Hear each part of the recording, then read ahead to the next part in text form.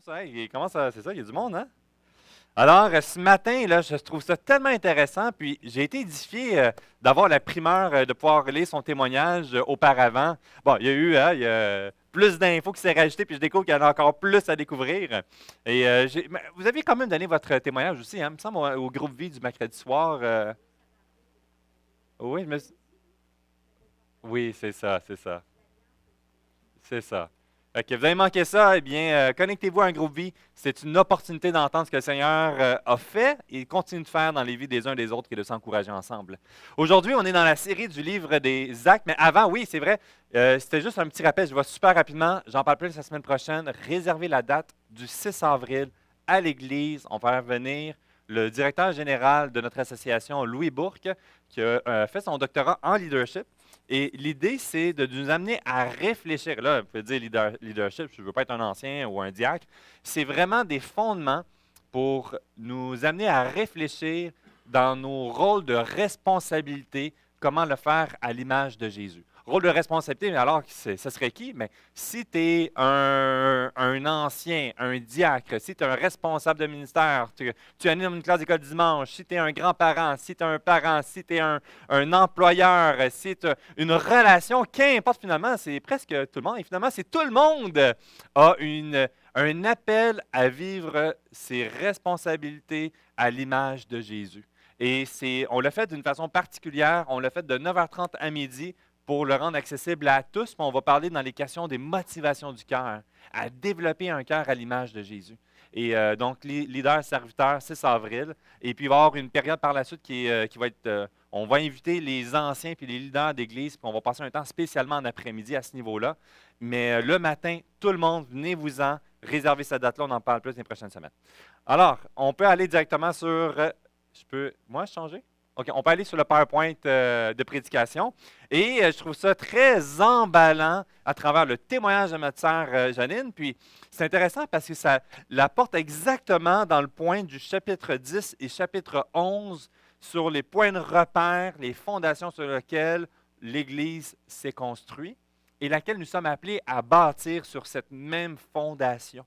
Et des fois, hein, vous savez, on est confronté à plusieurs définitions, à perdre des points de repère. Et certains disent, hein, il n'existe pas une vérité. Trouve la vérité qui te plaît selon toi. Et là, on découvre qu'il y a plein de vérités. On découvre, par exemple, qu'est-ce que l'Évangile, qu'est-ce qu'être chrétien.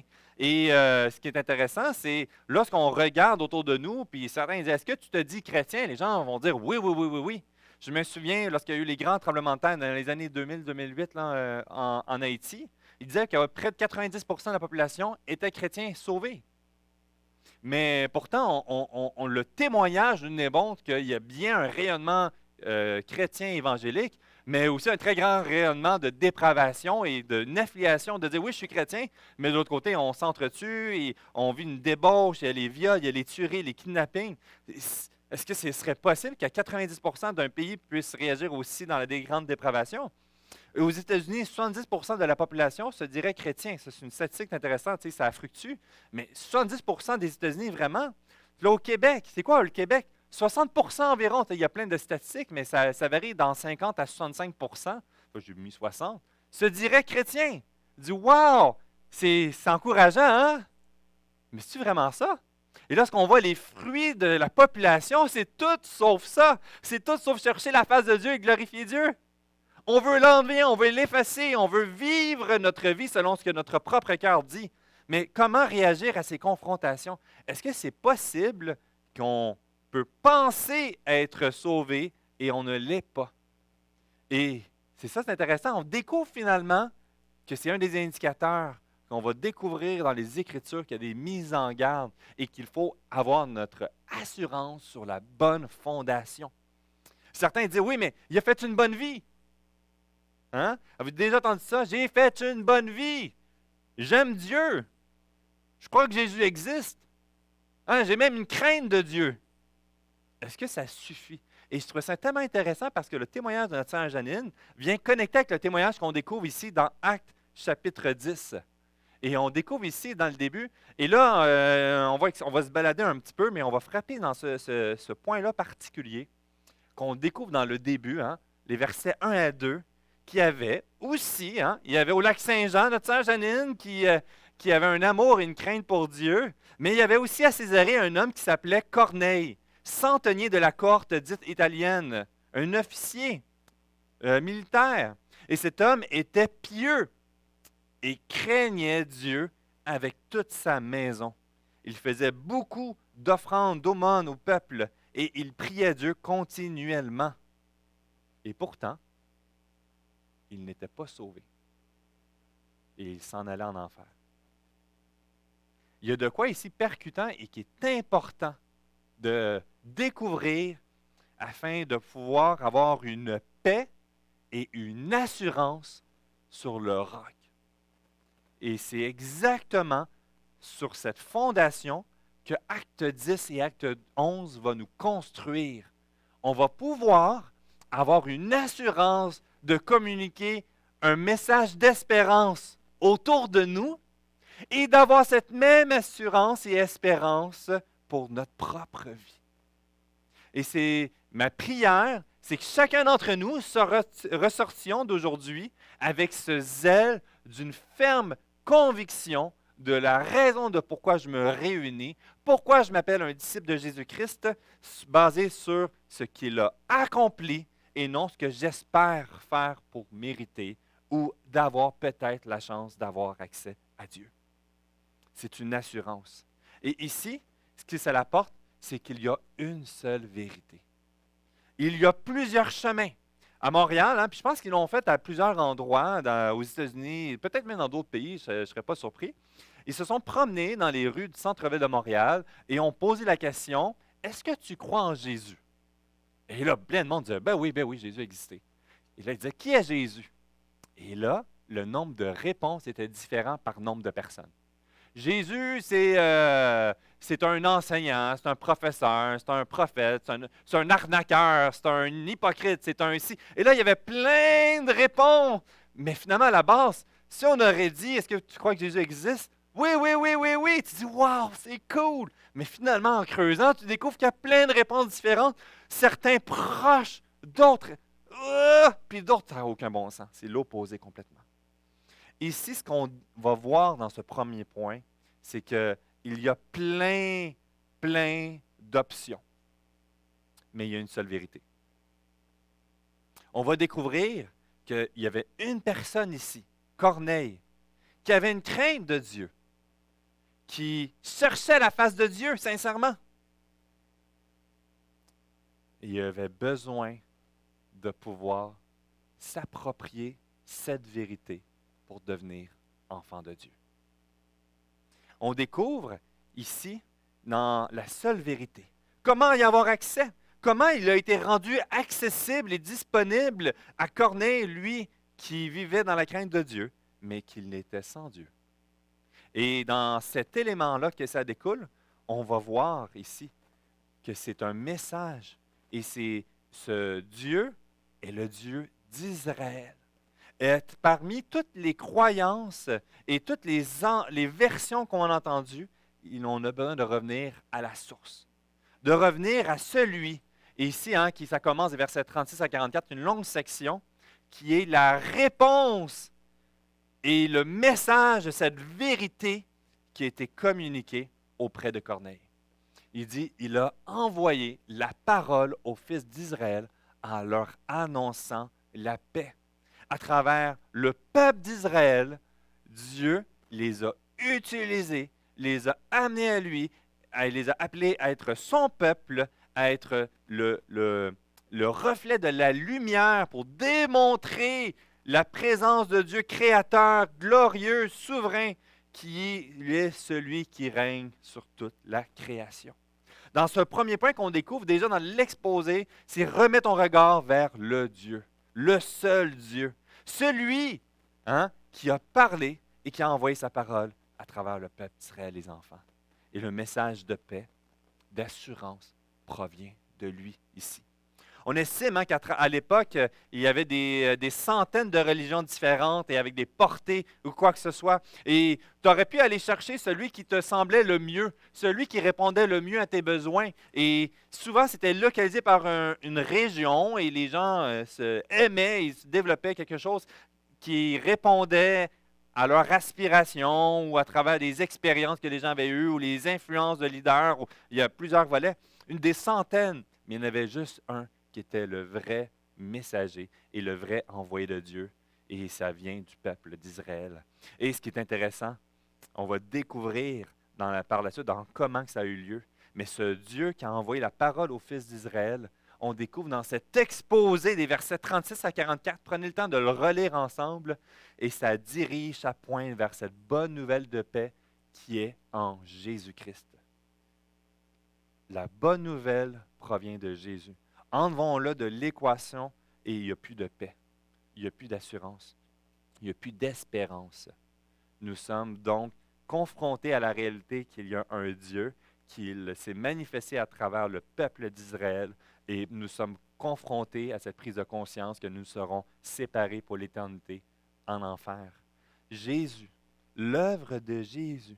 Et dans cet exposé, on va voir ici qu'ils vont venir instruire justement Corneille sur cette fondation. Voici, nous, à titre d'ambassadeurs de ce Dieu saint, ce Dieu glorieux et créateur, c'est à travers l'œuvre de Jésus. Ici, par Jésus-Christ, qui est le Seigneur de tous. Ça continue. Nous sommes témoins de tout ce qu'il a fait dans le pays des Juifs, à Jérusalem. Ils l'ont tué en le pendant au bois et Dieu l'a ressuscité le troisième jour. La prise de conscience qu'il y a une vérité qui est contre-culture, qui est contre la moralité de l'époque, une réalité qui est selon le plan de Dieu, dans son plan souverain, dans sa sainteté. Il s'est abaissé, il s'est fait chair en la personne de Jésus. Il a accompli la vie que nous ne pouvions pas accomplir. Il a accepté notre conséquence à notre place. Il l'a subi au prix de sa vie sur la croix. Et il a vaincu la mort à travers sa résurrection. Et c'est ce qu'on va voir dans la Pâque déjà le mois prochain.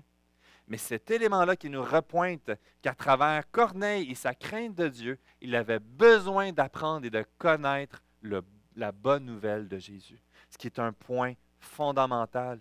Et ce qui est intéressant ici, c'est la façon qu'il a appris, Corneille, cette bonne nouvelle. Hein? OK.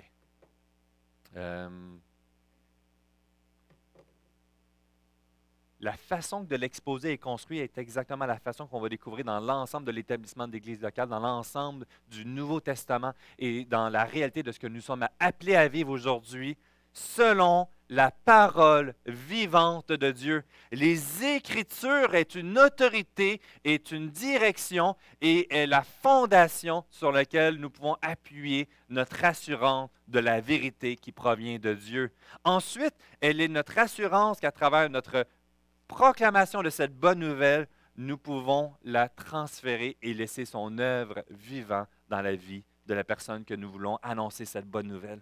Au-delà de voici ce que moi je pense de la vie et de ce que je pense que qui est Jésus, voici ce qu'il a dit qu'il était, voici ce qu'il a accompli, voici ce qu'il a promis, prophétisé, annoncé il y a bien avant, qui était réalisé et de ce qu'il a fait et de ce qu'il s'en vient accomplir. On peut regarder en arrière et on peut regarder aujourd'hui et on peut regarder demain avec la même assurance à la lumière de ce qu'il nous a transmis selon la parole vivante de Dieu. Et on découvre dans tout l'énoncé ici, puis on découvre que finalement, dans tout l'établissement de l'Église locale, la place de la parole de Dieu est fondamentale et elle fait référence comme gage d'autorité. Ce qui est intéressant, ce n'étaient pas les apôtres qui pouvaient s'élever pour dire « Regarde comment que je suis bon et comment que Dieu m'a élu et choisi, il m'a créé comme un être super puissant et rempli de sagesse. Et regarde, voici ce qu'il a été transmis. » Il a envoyé la parole en leur annonçant « Vous savez Vous savez, parce qu'il fait référence à ce qu'il a été enseigné, que la portée du témoignage avait sorti d'Israël, avait sorti de Jérusalem et s'était étendue vers les autres nations. Et le témoignage de ce que tu as entendu de cet homme, Jésus, voici.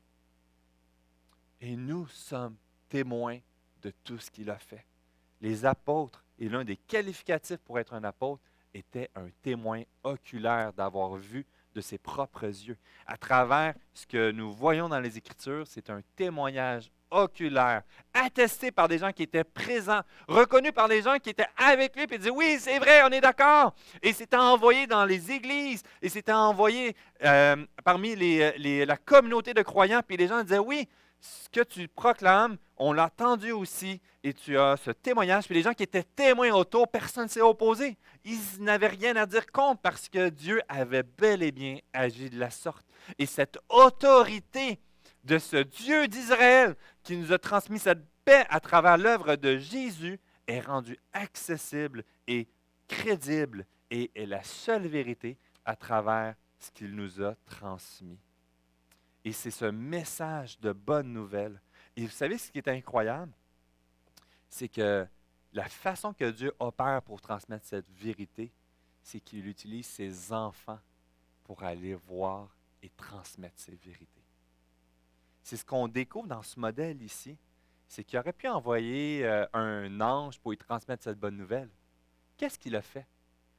Il a envoyé un ange pour annoncer que quelqu'un allait venir pour annoncer cette bonne nouvelle.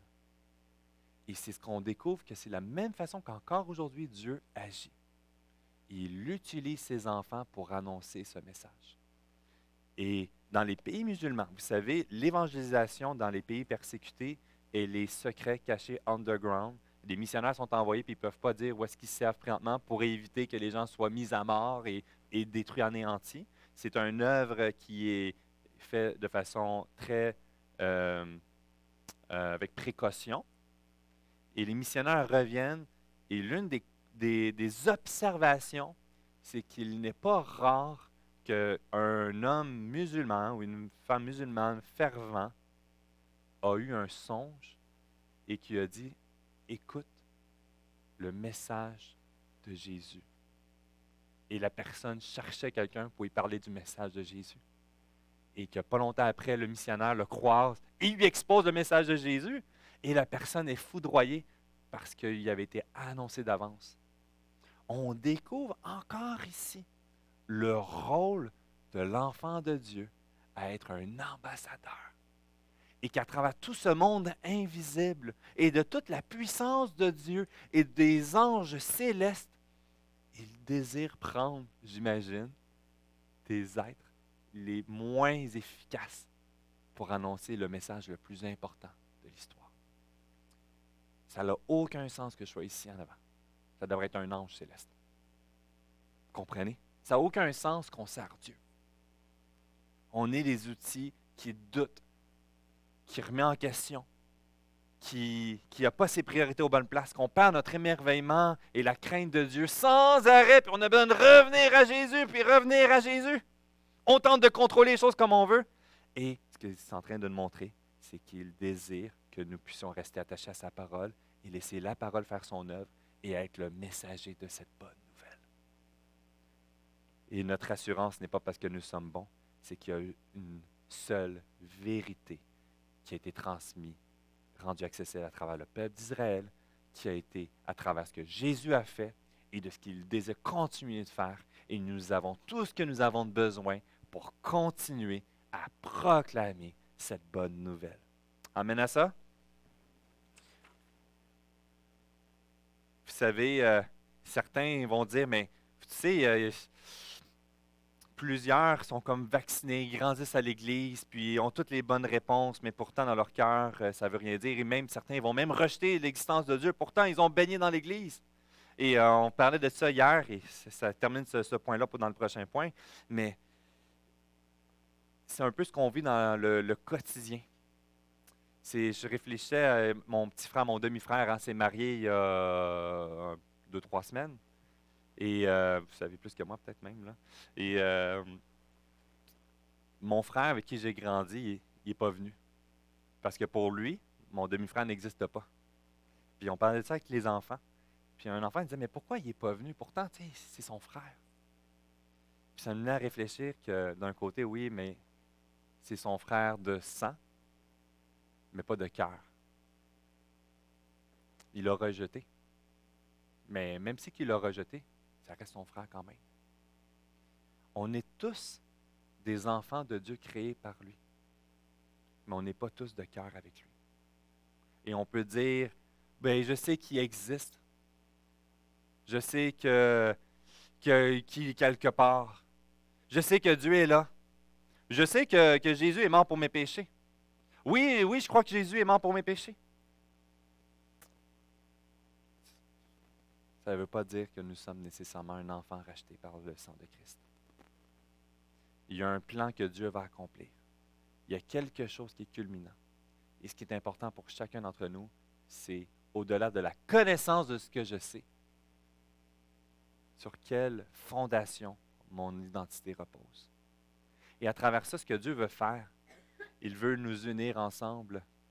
Et comme on voit ici, à travers cette annonce de l'Évangile, qu'est-ce qui se produit? Comme Pierre prononce encore ces mots, le Saint-Esprit descendit sur tous ceux qui écoutaient la parole. Et ça n'a aucun bon sens. Dans la compréhension des Juifs. Eux, qu'ils étaient dans leur compréhension, le peuple élu, les seuls et les autres, s'ils n'étaient pas juifs, ne pouvaient pas mériter cette identité d'être un élu de Dieu. Et à travers l'œuvre de Jésus, encore, il y avait ce chamboulement de cette compréhension que tu dois être juif pour le comprendre. Et là, ce qu'on découvre, c'est quoi qui se passe? Le Saint-Esprit descend dans la vie des non-juifs, en train d'exposer la parole, la bonne nouvelle. Je ne sais pas si ça vous est déjà arrivé d'annoncer l'Évangile et que la personne accepte le Seigneur, c'est incroyable. Je me souviens que pour moi, à un moment donné, on faisait un genre de déjeuner de l'espoir. Et puis le témoignage n'était pas clair, puis ça m'énervait un petit peu. Puis je disais, j'essaie de prendre des notes, puis de reproclamer, faire un appel à la fin. Puis là, il termine, puis je reviens pour essayer de prêcher l'Évangile sur les points clairs, puis de vouloir faire un appel. Puis les gens commencent à se lever. Je dis, attendez. Puis là, ça l'avance. Puis là, 2, 3, 4, 5 personnes eux ont été touchés par le message de l'Évangile de façon maladroite, mais les éléments étaient là. Et là, je leur disais, il faut attendre. Puis là, je réalise que non, ils veulent donner leur vie au Seigneur Jésus. Je suis là, OK, venez-vous avancer. La beauté que finalement, des fois, Dieu ne fonctionne pas de la façon que nous aimerions fonctionner. Mais Dieu a un appel pour chacun afin de former un seul peuple. Au-delà du peuple d'Israël ou du peuple québécois, canadien, nord-américain, européen, une nouvelle identité se crée à travers l'œuvre de Jésus afin de former un seul peuple enfant de Dieu. Et ce qu'on découvre ici, c'est le défi. Il y a une crise qui se passe en acte 9, acte 10, et qu'on va voir que ça va faire des soubresauts tout le long de l'histoire. Et encore aujourd'hui, c'est qu'on essaie de tirer de notre bord pour qu'un seul peuple à l'image de mon peuple à moi. La grande mission américaine, lorsqu'ils ont envoyé des missionnaires pour évangéliser puis implanter, puis l'un des erreurs fondamentales, c'est qu'ils ont voulu transférer la culture américaine dans une autre culture. Au lieu de transférer le bon message de l'Évangile et les principes appuyés sur la parole de Dieu et de montrer comment ça va transformer une nation, ils ont amené le message de l'Évangile et leur propre culture. Et on fait la même chose, nous aussi, aujourd'hui, encore, dans nos préférences, dans notre façon de voir, dans le comment, puis que chacun aurait sa façon de vouloir tirer d'un côté à l'autre. Et ce qu'on découvre ici, c'est qu'il y a une réalité que tout d'un coup, un peuple païen vient à l'Évangile sans passer par le judaïsme, sans s'affilier aux rites et aux cultures juives. Et ça crée un choc. Ça crée un choc ici à deux niveaux. Dans le premier niveau, c'est qu'il y a le danger, puis on va le voir que dans l'histoire, c'est ce qui ça va se produire. Ils vont vouloir prendre des rites de leur culture, puis essayer de le faire fonctionner, rentrer dans les principes de la Bible. Et ce qu'on voit ici à travers un seul peuple, c'est qu'on passe de païen à chrétien. La première fois que le mot chrétien est utilisé, c'est exactement ici, à travers ce qui se passe à Antioche, le verset 26. qui nous dit, chapitre 11, l'ayant trouvé, il l'amena à Antioche pour toute une année. Ils se réunirent ensemble dans l'Église. Ils enseignèrent beaucoup de personnes. Et ce fut à Antioche que pour la première fois, les disciples furent appelés chrétiens. Hein, c'est intéressant que c'est à travers les païens que l'identité de disciples de Jésus, il y avait un côté, je pense aussi, pour se moquer d'eux, de ceux qui suivent Jésus, mais ça a été adhéré et accepté, et leur nouvelle identité vient de changer, ce nouveau peuple vient de passer de leur nation, de leur culture, à celle, premièrement, de Jésus, enfant de Dieu. On va le redécouvrir par la suite dans Acte 26 et dans 1 Pierre, chapitre 4, verset 16. Et dans cet appel, c'est donc de passer de tous ces rites et tout le ménage de l'idolâtrie, de ce que nos cœurs désirent, puis dans la façon qu'on veut trouver notre plaisir, dans les convoitises, dans le présent, dans le mondain, et de le redécouvrir à l'image de comment que Dieu avait prévu la création et la gloire redirigée vers lui. Et c'est ce qui commence à se transformer parmi les nations. Et de l'autre côté, les Juifs aussi vont passer de leur sécurité dans leur identité culturelle à leur sécurité en Jésus-Christ. Et ils passent de Juifs à chrétiens. Et on découvre qu'à travers ça, il y a un choc pour dire comment c'est possible. Et il y a une transformation progressivement qui se fait et que les Juifs et les non-Juifs se réunissent ensemble et forment l'Église locale. Et que l'Église, elle est unique. Et qu'à travers les pays, il y a des couleurs différentes et il y a des mises en garde, il y a des influences qui ça l'impact, mais ils forment tous ensemble un seul peuple. Et ça n'a aucun bon sens.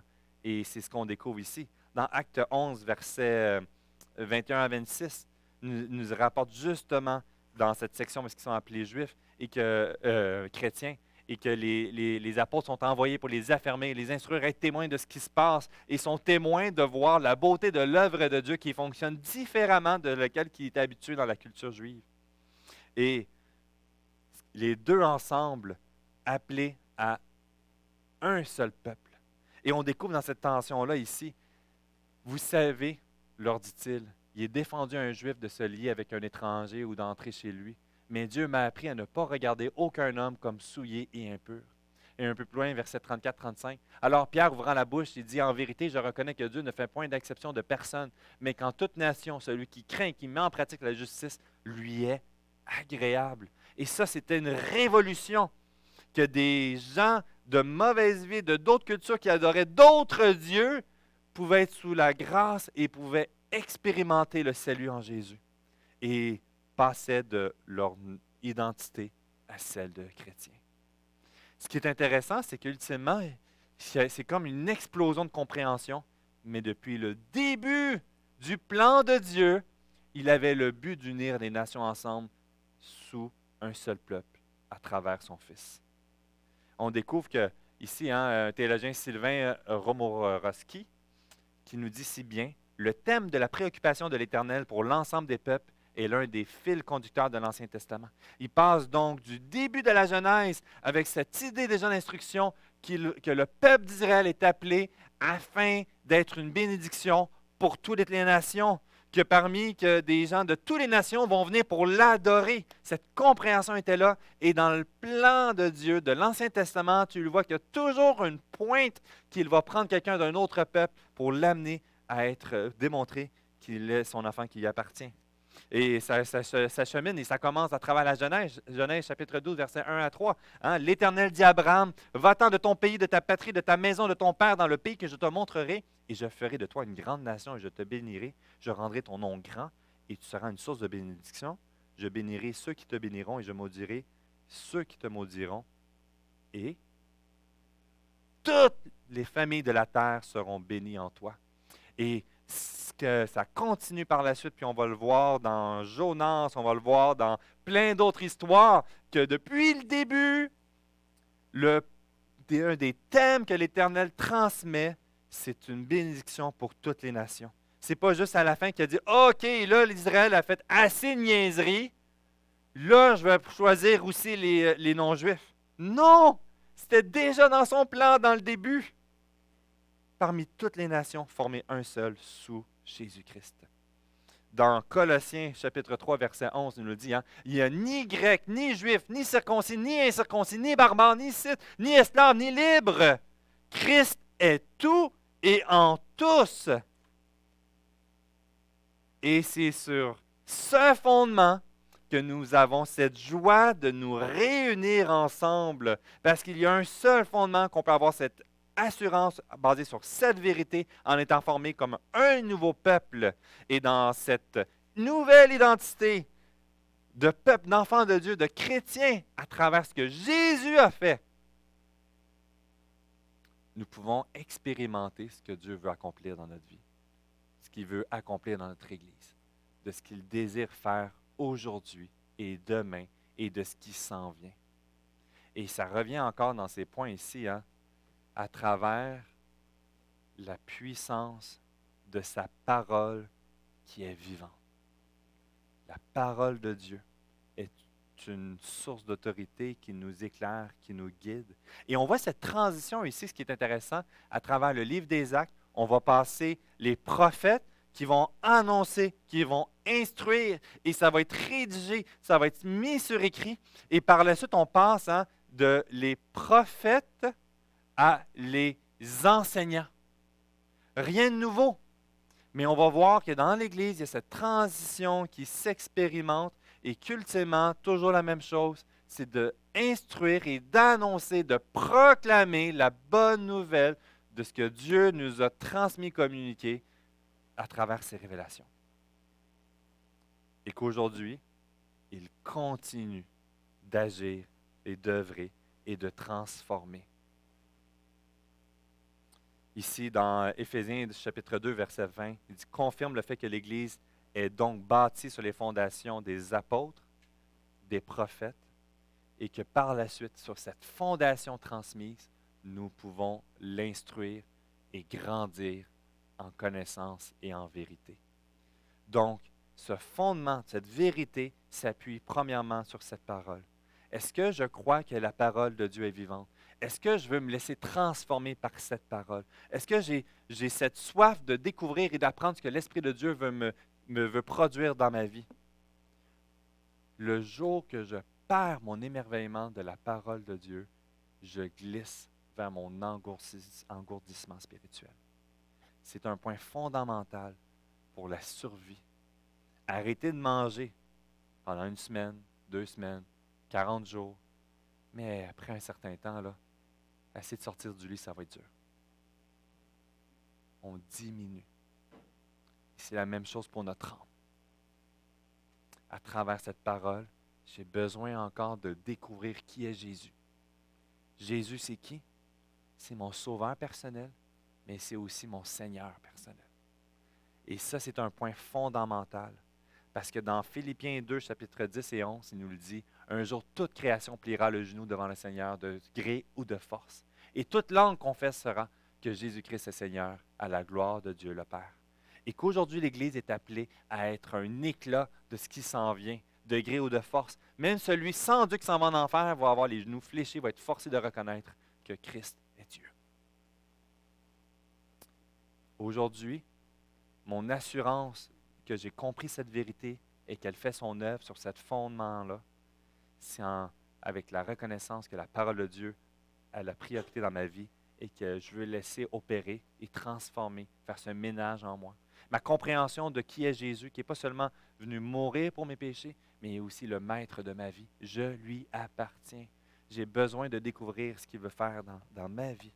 Et qu'à travers tout ça, je reconnais que je n'arriverai pas par moi-même, que c'est impossible et que pour cela, j'ai besoin du Saint-Esprit. Et ce qu'on découvre ici, c'est un élément incroyable que dans Acte 2, le Saint-Esprit est descendu dans les Juifs. Et ici, ce qu'on découvre dans Acte 10, 11, le Saint-Esprit est descendu dans les païens. C'est un deuxième Pentecôte version toutes les nations. Et là, c'est une confirmation de ce qui s'est produit afin de former un seul peuple. Et qu'à partir d'aujourd'hui, il y a eu juste 2 histoires fondamentales qu'on découvre dans les Écritures. Et c'est le deuxième à ce moment-là. Et par la suite, on découvre que lorsque tu acceptes le Seigneur Jésus dans ta vie comme ton sauveur personnel et Seigneur, en acceptant l'autorité de la parole de Dieu pour ta vie, tu deviens un enfant de Dieu. Et son Saint-Esprit descend sur toi. Il y fait sa demeure et il commence ce ménage dans ta vie. Donc, être transformé par l'Esprit, il nous appelle ici à recevoir la parole, à croire en Jésus et se faire baptiser, joindre une église locale. Ce qu'on découvre dans le livre des Actes, c'est que tu acceptais le Seigneur, tu te faisais baptiser et tu t'affiliais à une église locale. Et là, certains pourraient dire, voici ce que tu dois faire. Tu crois à la Bible, tu crois en Jésus, tu te fais baptiser, tu es sauvé. Non! Ces éléments-là doivent être une démonstration de ce que Jésus est en train de faire dans ta vie et ce qu'il a produit. Et tu peux être un imitateur, mais tôt ou tard, ça va tomber, le masque de l'imitation. C'est une démonstration de ce que l'Esprit de Dieu accomplit dans notre vie. Il y a de quoi qui est débordant. On ne sera pas capable par nos propres forces. C'est une grâce, c'est une puissance que Dieu nous a donnée. Et qu'à travers ce qu'il a accompli dans notre vie, puis à travers, lorsqu'on entend des témoignages de vie, c'est un encouragement parce qu'il a été vivant, il a accompli une transformation dans la vie de notre sœur, Mme Janine Villeneuve. Et c'est ce même Dieu qui désire d'opérer dans ta vie à toi. On a besoin de reconnaître notre besoin de lui. Comme Corneille, dans sa motivation du cœur, il était puissant, il était riche, il était aimé, il était entouré, mais il y avait un vide que c'était seulement Jésus qui pouvait remplir. Et lorsqu'il l'a accepté, à ce moment-là, l'Esprit de Dieu est descendu en lui. Et il est passé de centenier à chrétien. Et aujourd'hui, on passe le repas du Seigneur justement pour nous rappeler de ça. Et je vais inviter les placeurs à se préparer. Parce qu'à travers ce message que nous découvrons à travers Pierre, à travers l'acte 10, acte 11 sur ses fondations, c'est une œuvre que Dieu veut continuer d'œuvrer dans nos vies. Lorsqu'on passe le repas du Seigneur, on se rappelle de la grâce de Dieu pour nous. On se rappelle que l'œuvre de Jésus est parfaite et qu'à travers mes manquements, mes doutes, mes découragements, Jésus ne s'est pas trompé et son œuvre n'est pas terminée dans notre vie.